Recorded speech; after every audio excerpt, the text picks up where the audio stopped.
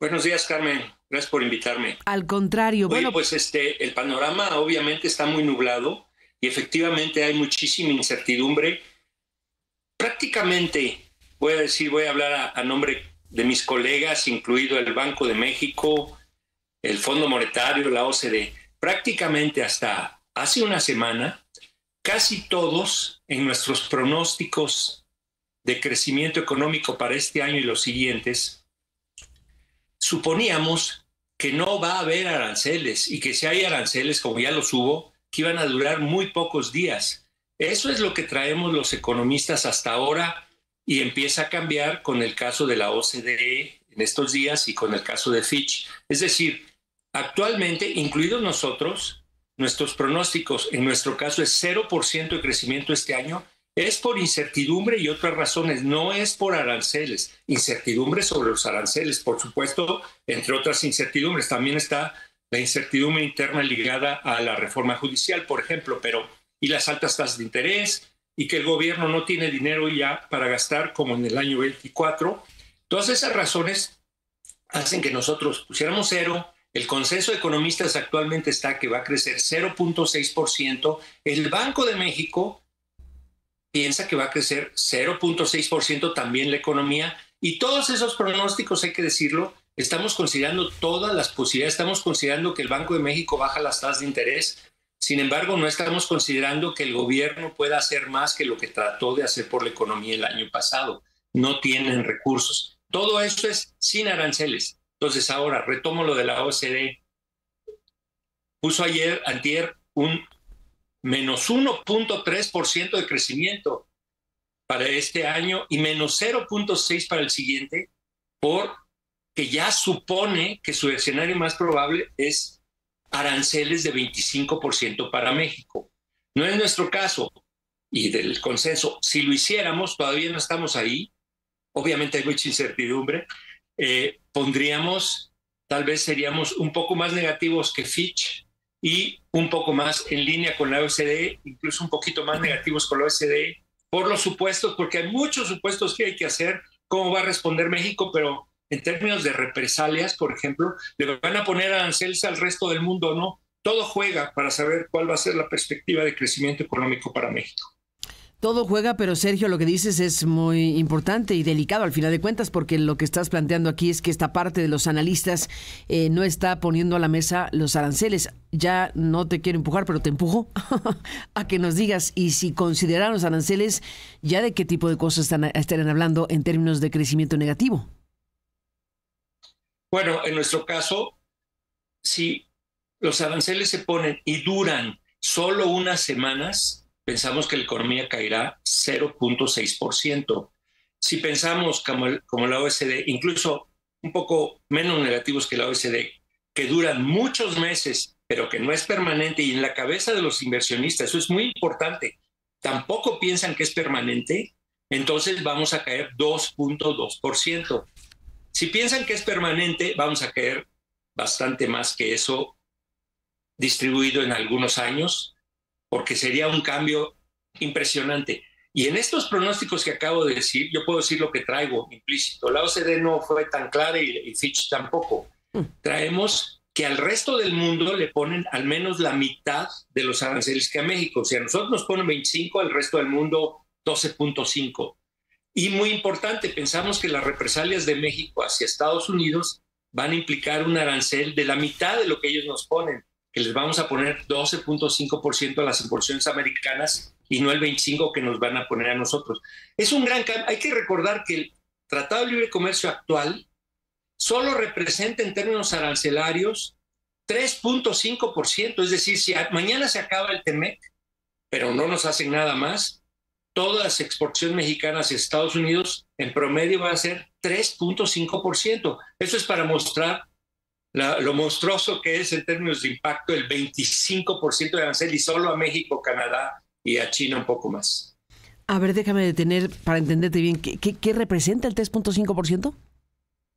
Es decir, el TEMEC hace que los aranceles, entre otras cosas, pero lo más importante, hace que las exportaciones de México hacia Estados Unidos no paguen aranceles.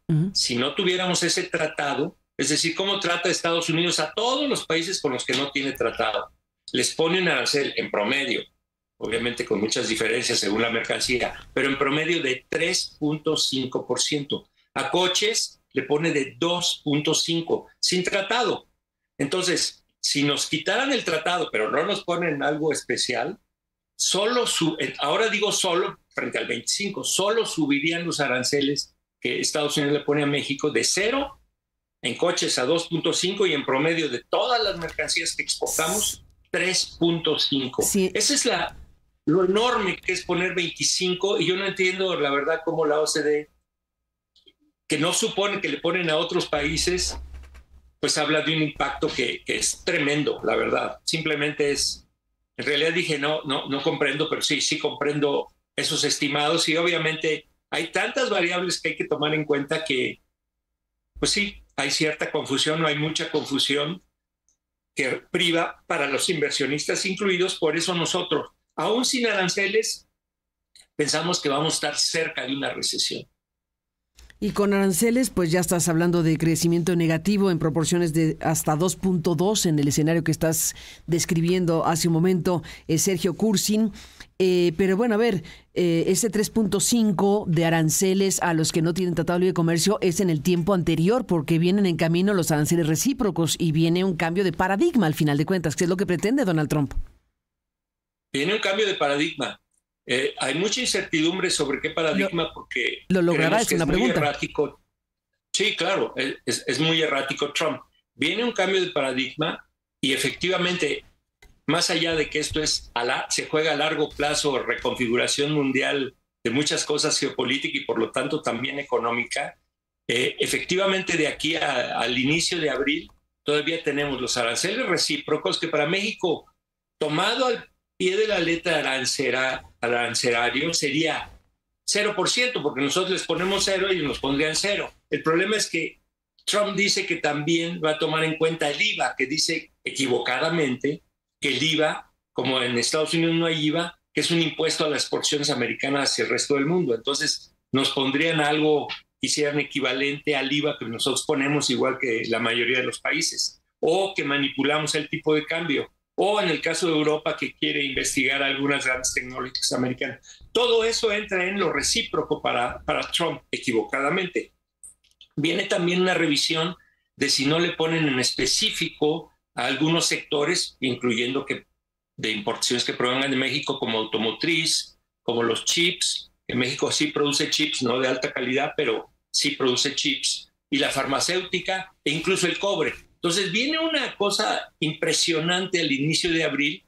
La OCDE ya tomó, digamos, la decisión de que no tomar en cuenta todo eso, sino solo los aranceles a México, Canadá y China en sus pronósticos. Obviamente vamos a tener que hacer también nosotros unos pronósticos, pero seguimos pensando que no va a haber aranceles para México al inicio de abril. Podríamos ser calificados de ingenuos, pero hemos visto que es tan errática la política de Trump que nos mantenemos ahí. Pero tienes razón, puede reconfigurarse o no, puede haber un cambio de paradigma o no, y eso lo veremos sobre todo a principios de abril. Eso lo veremos el 2 de abril, ¿cierto? El 2 de abril, pero bueno, como cambian las fechas y como se ponen y se quitan. De hecho, algo interesante que también causa confusión es que, y antes no le dábamos importancia, ahora la tiene, es que en el TEMEC lo que se quitaron fue el 25% después de 2 días para México, pero solo las que entran, exportaciones que entran a Estados Unidos bajo el TEMEC. Pero sabemos que hay la mitad de las exportaciones mexicanas que no entraban a Estados Unidos bajo el TEMEC, pero no importaba porque el 80% de esas que no entraban bajo el TEMEC entraban con 0 arancel, porque Estados Unidos les cobra 0 arancel a los países que no tienen tratado de libre comercio. Ahora se volvió importante, pero hay mucha confusión, hay poca información. ¿Cómo están entrando? ¿Quién sí está pagando de los exportadores mexicanos? Hoy 25%. Todo eso lo vamos a ver y lo vemos y lo está resintiendo el inversionista. Y eso es lo que nos lleva ya a una situación muy difícil, que obviamente el gobierno mexicano tratará de hacer lo que pueda, pero ya se gastó las canicas el año pasado cuando no las necesitaba utilizar. Entonces ya tienen pocos recursos para enfrentar en términos fiscales lo que se nos está viniendo encima. Y se quedó un déficit ahí cargando, ¿no? El más grande en 32 años. La verdad es que muy raro esa política fiscal del año 24. No, a ver, muy raro no. Se requería, una fue política, oye, rara no. Una política fiscal electoral, ¿no? ¿O qué? ¿Era año electoral? Del año electoral, sí. Pero creo que incluso hubo muchos años electorales en los últimos 32 años. Entonces, también se les pasó la mano, aún considerando la parte electoral. Y ahora nos encontramos que la economía requeriría que el gobierno gastara más, pero eso ya pone a nerviosas a los mercados porque ya se le pasó la mano al gobierno mexicano en términos de gastar. Y la deuda pública pues está dirigiendo al 60% del PIB, la deuda pública bruta hoy en día. Entonces, ya no tiene muchos márgenes de maniobra. Si no, vamos a empezar a hablar de si México va a perder su grado de inversión y va a aumentar el costo financiero. Entonces, ese tipo de cosas donde no guardaste los ahorros que tenías que guardar para usarlos cuando se debía. Sergio Kursin, bueno, en tu análisis y el análisis que están haciendo los expertos como tú, en este caso en los estudios económicos de Banamex y en general, con las condiciones actuales, que sí podría ser México. ¿Hace sentido arancel contra arancel? Tú decías, si nos ponen 25, respondemos con 12.5, o se responde con aranceles selectivos. ¿Cuáles son las opciones? Mira, desde el punto de vista de la economía o de la teoría económica, no se deberían poner aranceles a Estados Unidos, porque son, igual que para Estados Unidos, poner aranceles va en contra de ellos. No se van a lograr los objetivos que dice Trump. México no debería poner aranceles desde el punto de vista de la teoría económica, pero como también cuenta la política, lo que necesitamos hacer, ojalá de forma coordinada con Europa, con Canadá, con China, incluso con Japón, sería todos al mismo tiempo responder.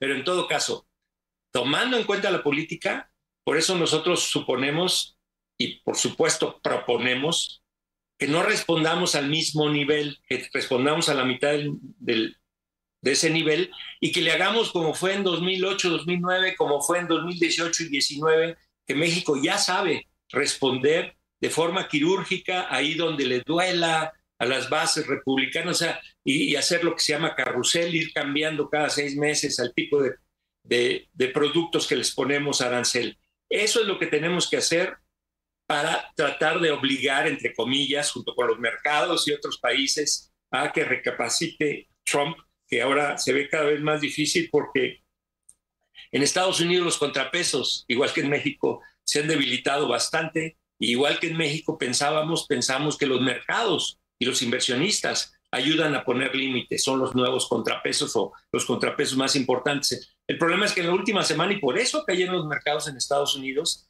Trump desestimó que pueda ser un condicionante y habló de una transición que puede ser tantito dolorosa. Dijo, de hecho, el secretario de Comercio dijo, va a ser una se va a desintoxicar, perdón, me falló la palabra. ¿Desintoxicar? Okay. Estaban intoxicados por los gastos públicos, según el secretario de Comercio americano, y ahora en esa transición pues se va a sufrir un poco la economía. Eso es lo que puso muy nerviosos a los mercados. Entonces, en conclusión, creo que lo que puede hacer México son 2 cosas. Esto que acabo de decir quirúrgicamente, y lo segundo, muy importante, la otra incertidumbre enorme por la cual nosotros bajamos nuestro pronóstico de PIB en los últimos meses es la incertidumbre interna ligada a la falta de contrapesos en México y al hecho que ya se utilizó negativamente esa falta de contrapesos a través, entre otros, la reforma judicial. Puede disminuir la incertidumbre interna del gobierno actual y puede contestar de manera limitada y coordinada, ojalá, con otros países a lo que está haciendo Trump. Ni más ni menos. Pues Sergio Kursin, vamos a seguir de cerca todo esto y por lo pronto te apreciamos mucho que nos hayas compartido este análisis en un momento como este que, bueno, pues no habíamos visto una cosa así antes. digamos, tiene su carga de inédito, ¿no? Esto es un grado de incertidumbre muy fuerte provocado por la Casa Blanca y bueno, pues vamos a ver qué es lo que qué es lo que va pasando al respecto, de aquí al 2 de abril y lo que pase minuto a minuto, porque esto es trepidante. Trepidante. Y no lo habíamos visto en décadas. Así es. Pues Sergio Kursing, gracias por estar aquí y seguiremos en contacto. Buenos días y hasta la próxima. Muchas gracias, Carmen. Igualmente, gracias por estar aquí, al director de Estudios Económicos de Banamex, que nos ha compartido esta revisión. Ya escuchó usted a la presidenta que está planteando que los que están pronosticando o perfilando recesiones, que no están pensando que no se va a hacer nada por parte del gobierno, y lo que usted acaba de escuchar en voz de la presidenta y lo que dice el especialista esta mañana en esta conversación. Así el panorama.